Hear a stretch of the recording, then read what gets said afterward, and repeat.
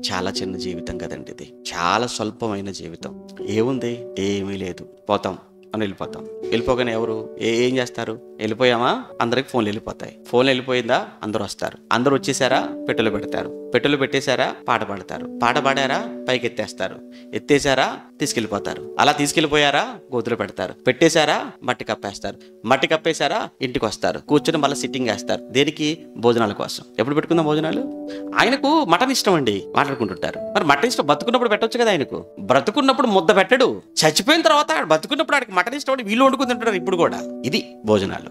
ఏమంటే లోకం చేసే కొన్ని పనులు చూస్తుంటే నవ్వొచ్చేస్తుంటది. ఏంటి ఇలా పిచ్చికాయలు పట్టిందా అని. మరణించావా, పెట్టెలో పెడతారు. పెట్టెలో పెట్టారా, పాతి పెడతారు. నా అనుకున్న వాళ్ళు, నీ అనుకున్న వాళ్ళు, నా సొంతం అనుకున్న వాళ్ళు, నా రక్తం అనుకున్న వాళ్ళు, ఓ అంత ఇంత అని గొప్పలు చెప్పేవే బతుకుండగా అల్లుడు ఎవరైనా వచ్చారా? కానీ జీవితం అంతా వాళ్ళ మాటలు వినేసి, వాళ్ళ కోసమే బతికేసి, కుట్రలు కుతంత్రాలు. అంటే వీళ్ళందరినీ చూస్తుంటే సాతానుగాడు వాడు ఎలా మాయ చేస్తున్నాడో, మోసం చేస్తున్నాడో మీరు ఆలోచించండి ఒక్కసారి.